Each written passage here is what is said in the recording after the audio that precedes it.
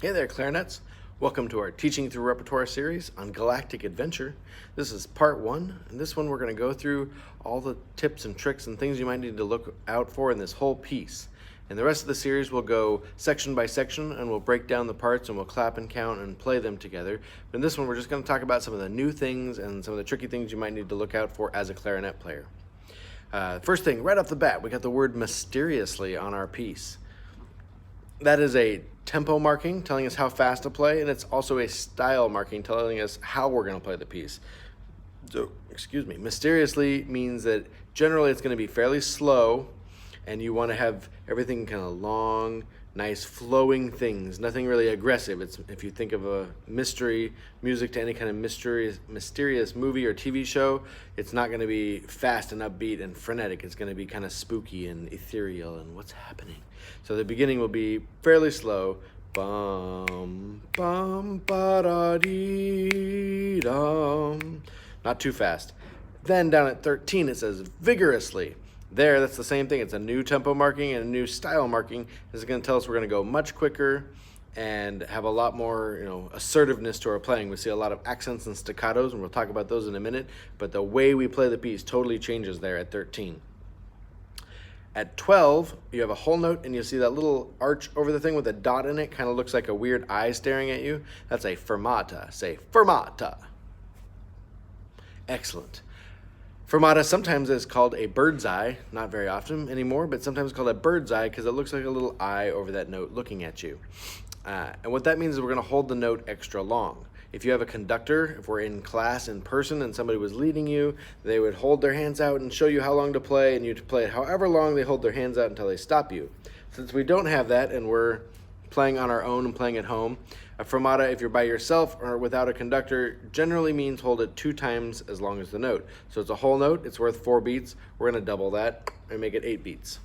So when you get to measure 12, you're going to hold that for 8 beats and make sure you're keeping that air focused and keeping it going and don't run out of air until the end. So you're going to stop on the n of 9. Beginning, you have also under your note, mysteriously is over it, under it you have MP, mezzo piano. Say mezzo piano. Mezzo is Italian for medium, and piano, as we've learned, is Italian for soft. So it's medium soft. So it's not very loud, it's not a whisper, but it's not even your normal talking voice, just kind of somewhere in between, a little bit softer than you'd normally talk. And then if you look at measure 9, you got an F. We've learned that. Forte. Say forte.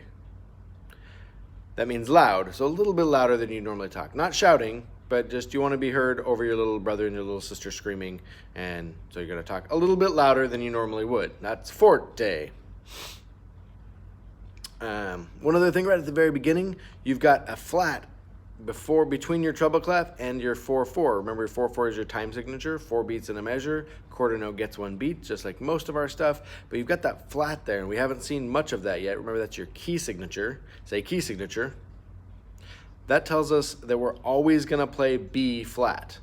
As a flat sign is on that third line B, that means any note that we have with the name B is going to be flat, which is partly why you really need to know your note names and your fingerings, because you might see a B down below the staff. I don't think we see any in this piece, but if you had a low B, it would also be flat, because any B is flat because of that key signature.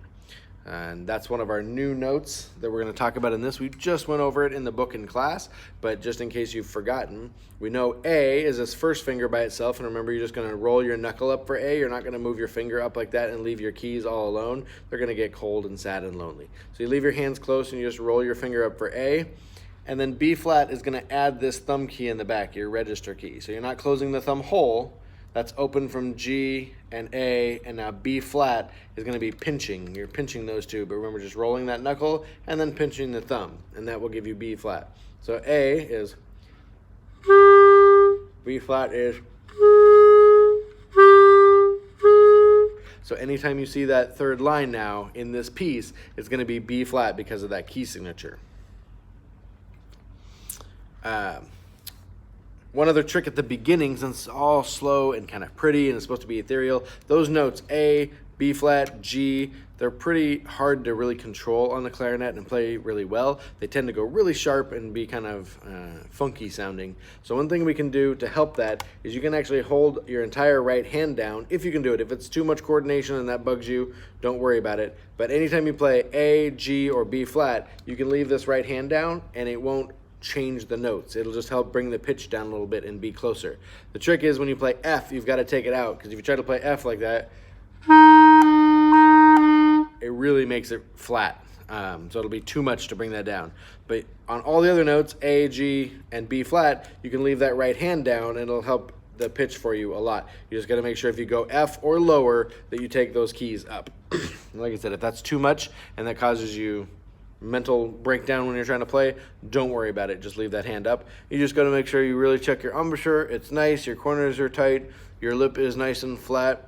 Your teeth are down and your top lip is holding it in place. If all that's in place and you're using good fast air, you might not need that hand down at all. But if you notice you're playing along with the recording and you don't sound like me, or you don't sound with the recording because the sound is weird, it might be because those notes are just going really out of tune, and you can use that right hand to try to help that. Next thing, measure 8. You've got this weird little hairpin. We've talked about that a couple times in class, but that's a crescendo. Say crescendo. Crescendo is the Italian word, means to get gradually louder, gradually get louder. So we're at mezzo piano, so a little bit softer than normal talking voice. And in that one whole note there, we're going to get louder and louder and louder and louder, and then we're going to be forte in that next measure. Bum, rest, ba-da-dum. Although it's not that fast. Bum, ba-da-dum, ba-da-dum. So it's going to be a big increase there. Then at measure 13, we've got forte again. We have these a little greater than sign. We had a big less than sign. That's our crescendo. Now we have this little one, looks like a greater than sign. That's an accent. Say accent. Accent is a new articulation marking. Remember, articulation tells us how we address or how we attack the note. Accent means you just emphasize it a little more. So instead of 2, 2, 2, 2, everything being even, 2, 2, 2, 2, 2, 2, you're going to punch those accented notes a little more. 2, 2, 2, 2, 2, 2, 2, 2, 2, 2, 2, 2, 2. Just a little bit. Doesn't have to be, a giant scare you moment, but just a little bit extra emphasis, a little bit more oomph from your airstream. And then next to that, the notes have dots underneath them. That is called a staccato. Say staccato. Staccato means separate or detach the notes. So instead of connecting them all like we normally do,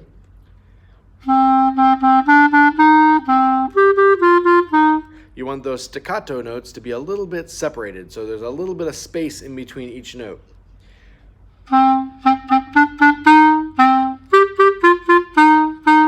So what we end up having to do is to make the notes a tiny bit shorter, but don't think of them as short, think of them as detached or separated, and then you'll play it with the right style. When we think short, we end up clipping them off and it's weird. So staccato means separated or detached. So we're going to accent the first note and then separate the other ones. Bum, ba ba ba ba bum, bum, ba ba ba ba bum, bum, ba ba ba ba bum. Accent, accent. So much, well, that's a weird word. Much different than the beginning of the piece where we're all nice and flowy and ethereal. And then at 27, you have an MP. Mezzo piano. We've got that one again. And then at 31, you have a crescendo leading into MF. Mezzo forte. Say mezzo forte. Just as you've probably pieced together, mezzo again means medium, and forte means loud, so it's medium loud. It's about your normal talking voice.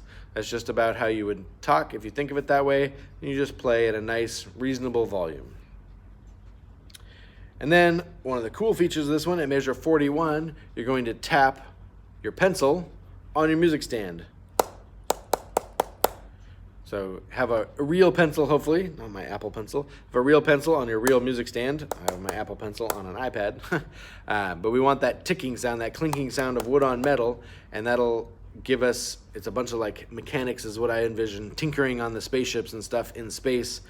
And we all do that together in this little section. We also have a It's the little X's. Note, instead of a note head, you have a little X. That's where you tap your pencil. And then if you look in measure 43 at the end, you have a square note head instead of a regular one, and it says stomp with a big exclamation. You're going to do just that, and you're going to stomp loud. Hopefully you've got a nice hollow floor somewhere, or hardwood floor or something that you can stomp on, and it'll give us a nice sound.